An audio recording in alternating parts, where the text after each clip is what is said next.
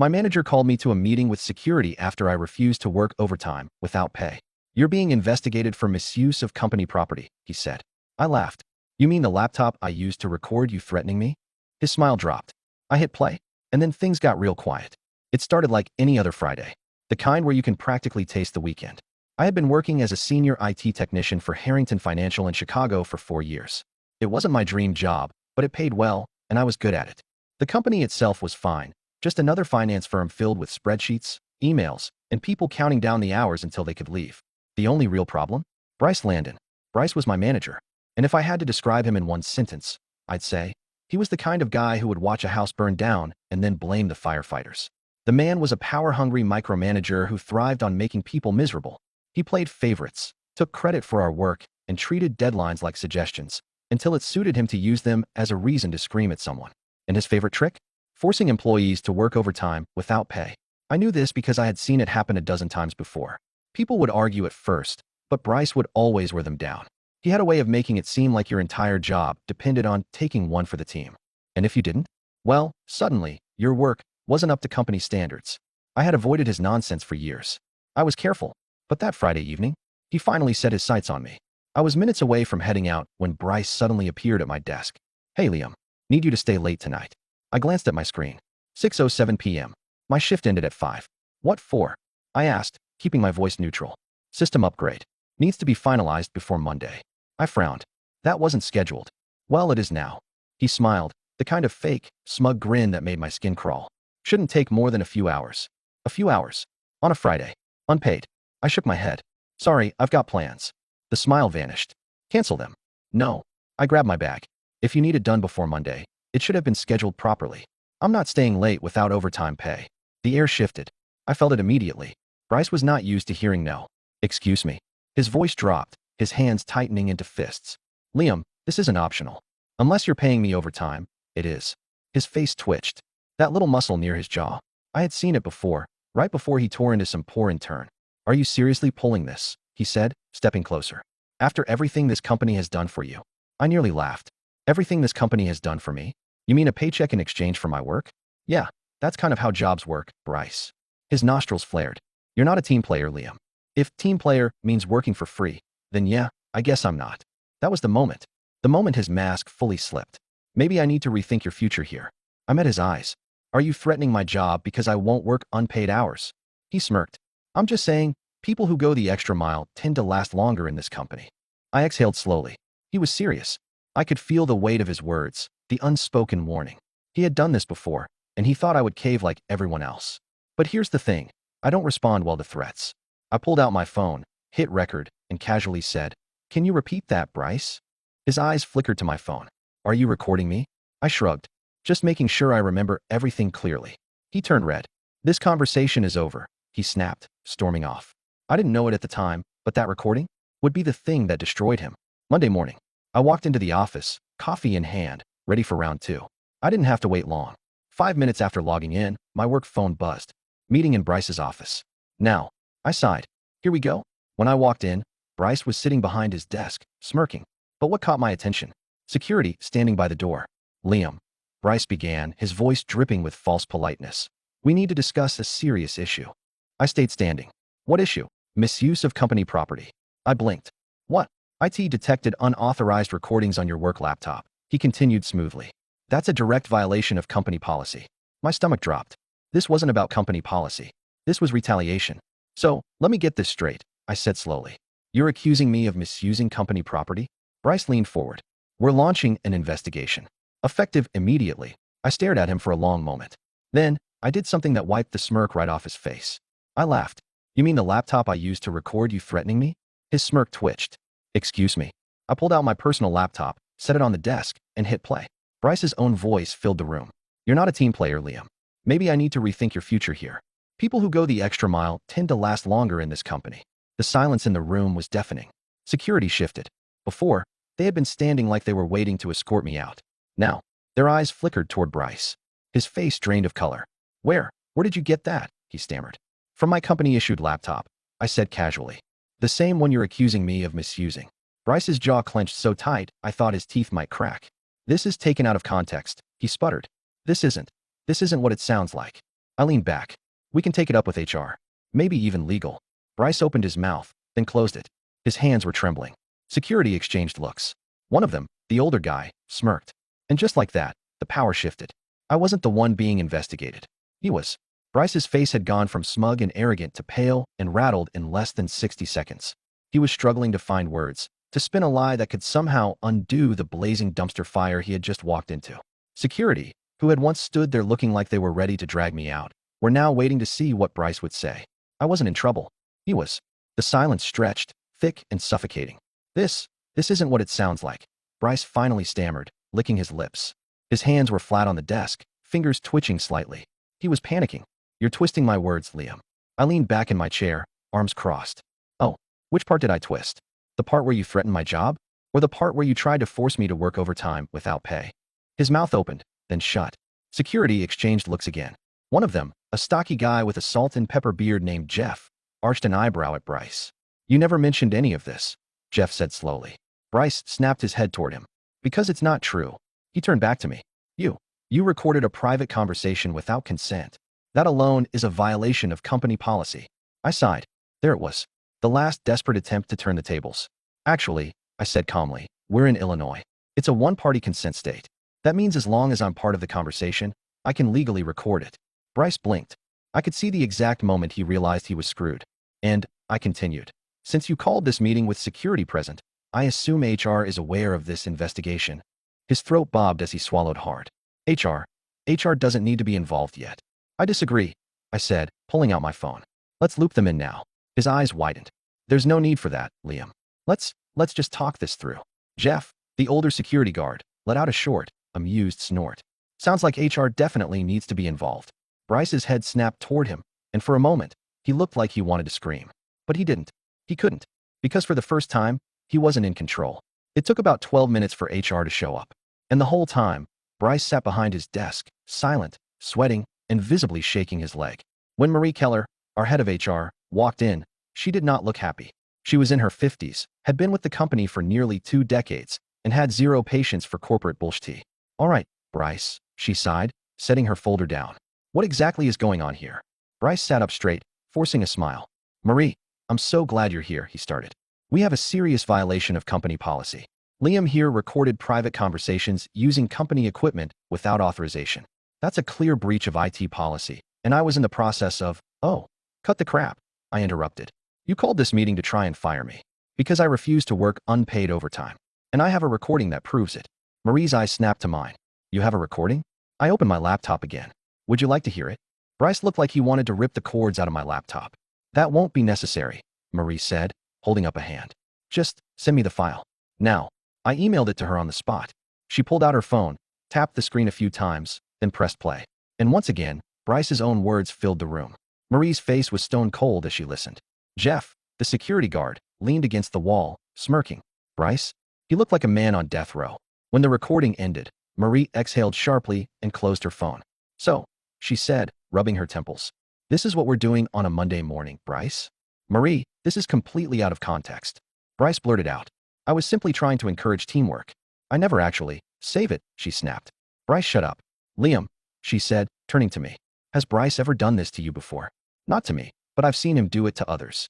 Marie nodded, her face unreadable. Then, she turned back to Bryce and said, You're going on leave. Effective immediately. A beat of silence. Bryce's entire body jerked forward. What? You heard me, she said, standing up. We'll conduct an internal review. In the meantime, pack your things and go home. Bryce's eyes darted wildly around the room, as if searching for an escape route. This is ridiculous, he shouted. You can't suspend me over some stupid recording. Marie's lips pressed into a thin line. Bryce, the law is clear, and so is company policy. Retaliation is grounds for termination. Consider yourself lucky that we're even giving you a chance to explain before making a final decision. Bryce looked like he wanted to argue, to fight. But then, he made the mistake of looking at me. I was smiling. Not a big, smug grin.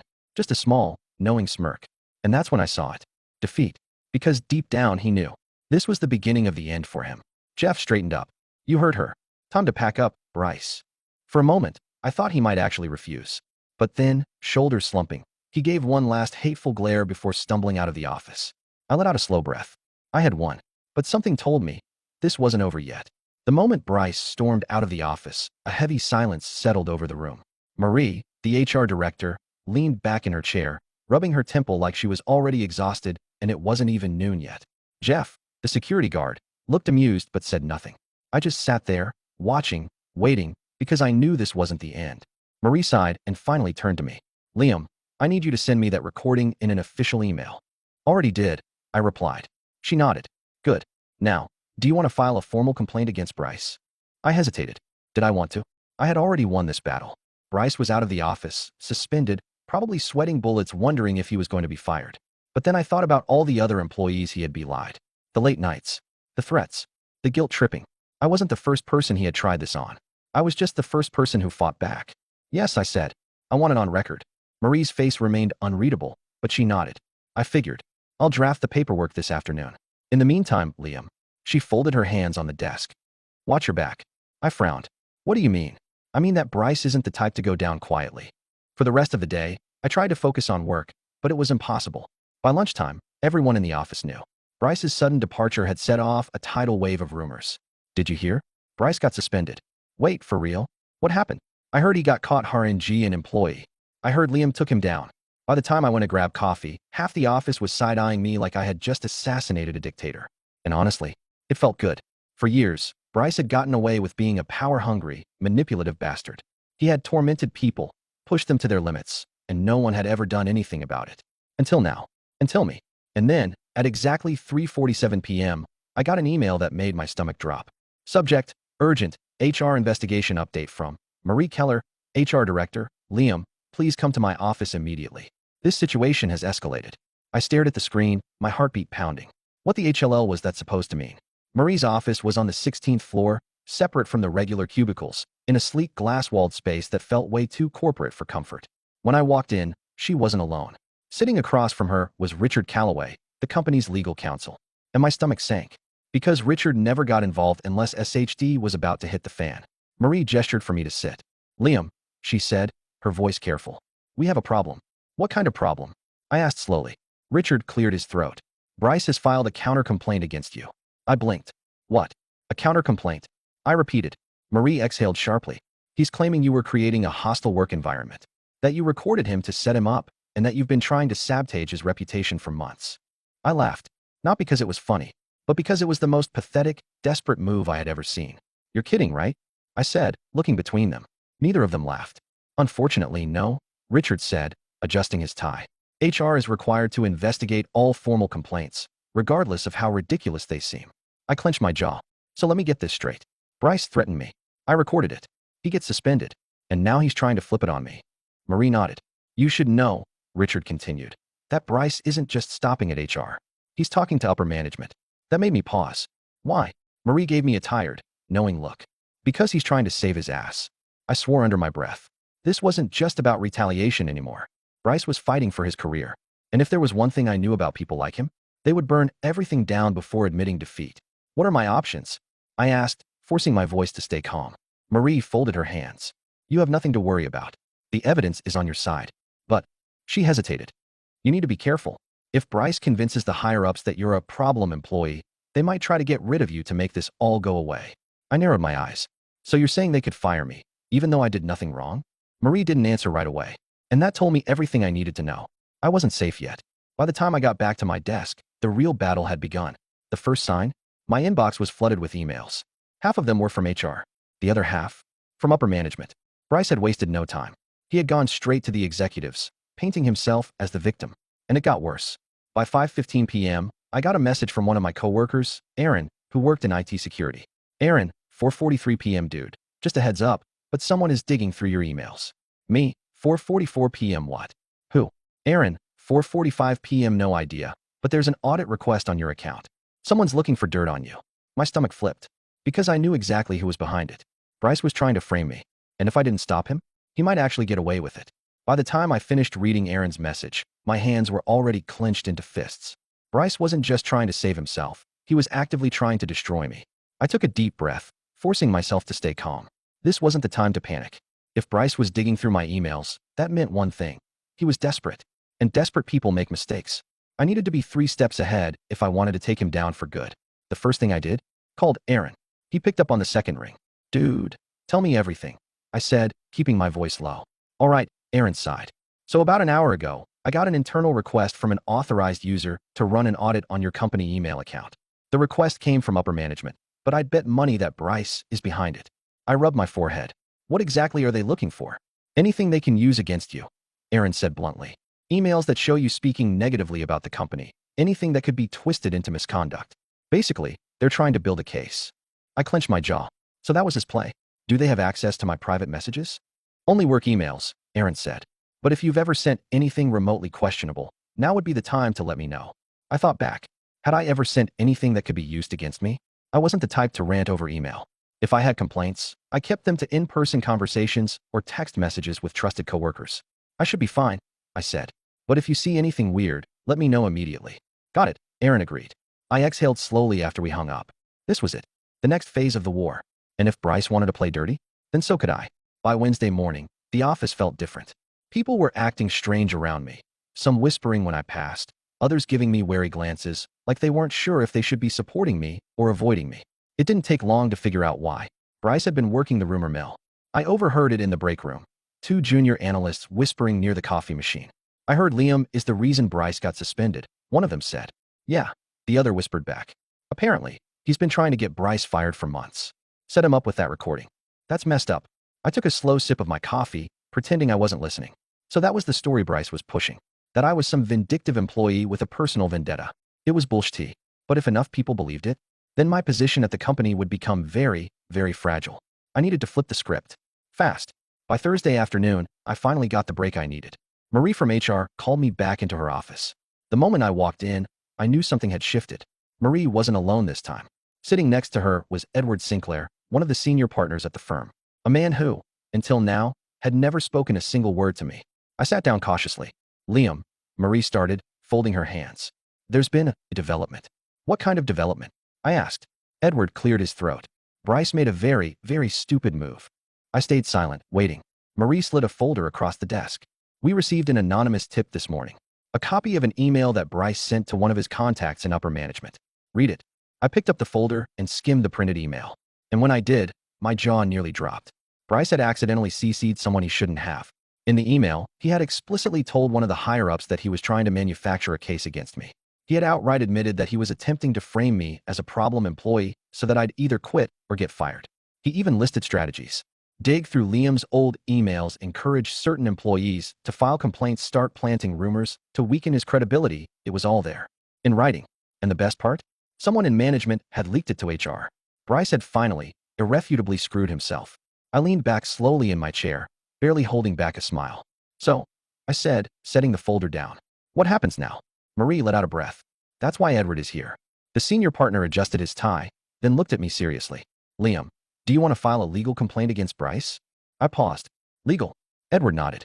We take retaliation very seriously. This email is clear evidence that Bryce attempted to sabotage you. If you choose to file, the company will be forced to take immediate disciplinary action. I glanced between them. What does disciplinary action mean, exactly? Marie answered for him. It means Bryce won't just be suspended anymore. It means termination, Edward added flatly. I let that sink in. This was it. The moment I had been waiting for.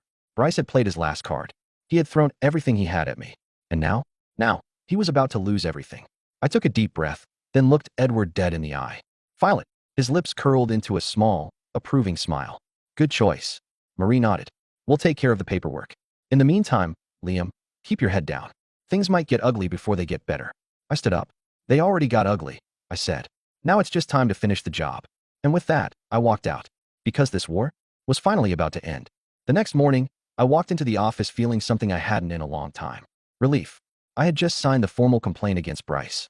HR had already submitted it to legal, and now, it was only a matter of time. For the first time in weeks, I didn't feel like I was constantly looking over my shoulder. That feeling didn't last long.